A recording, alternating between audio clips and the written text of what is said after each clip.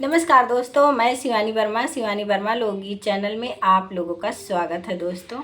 और आज मैं लेकर आई हूँ आप लोगों के लिए एक प्यारा सा नकटा गीत है, तो ज़रूर आप लोग सुने और बताइए कमेंट बॉक्स में आप लोगों को कैसा लगा।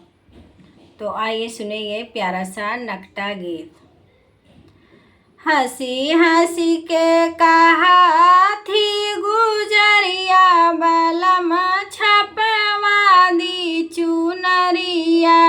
हंसी हंसी के कहा थी गुजरिया, बलम छपवा दी चुनरिया।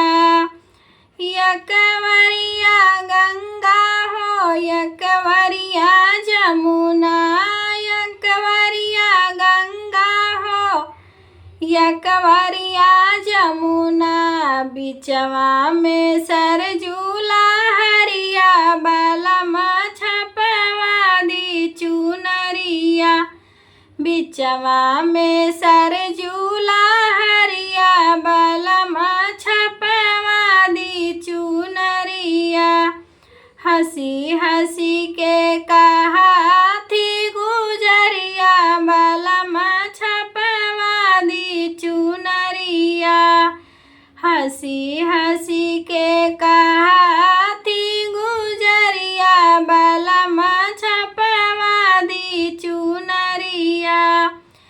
यकवरिया सूरज हो, यकवरिया चंदा, यकवरिया सूरज हो, यकवरिया चंदा। बिचवा में तारा या जोरिया, बलम छपवा दी चुनरिया। बिचवा में तारा या जोरिया, बलम छपवा दी चुनरिया। हंसी हंसी के कहा थी गुजरिया, बलम छपवा दी चुनरिया। हंसी हंसी के कहा थी गुजरिया, बलम छपवा दी चुनरिया।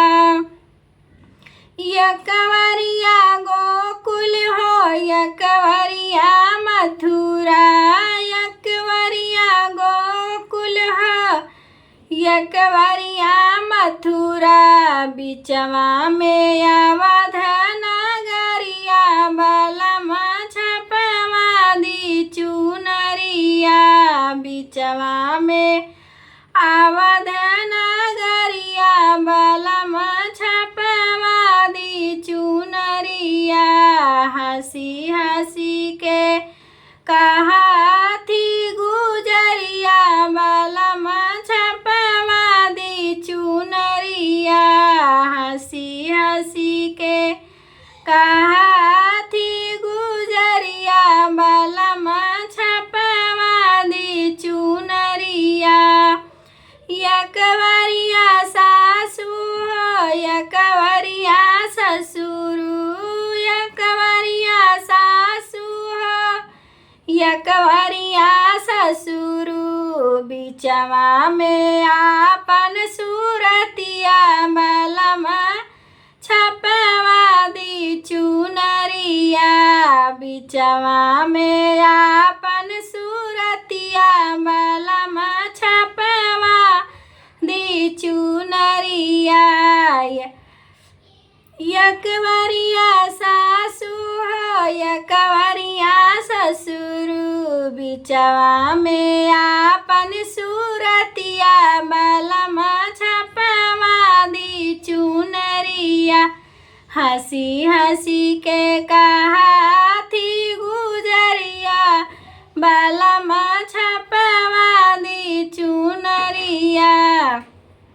हंसी हंसी के कहा थी गुजरिया, बलम छपवा दी चुनरिया। हंसी हंसी के कहा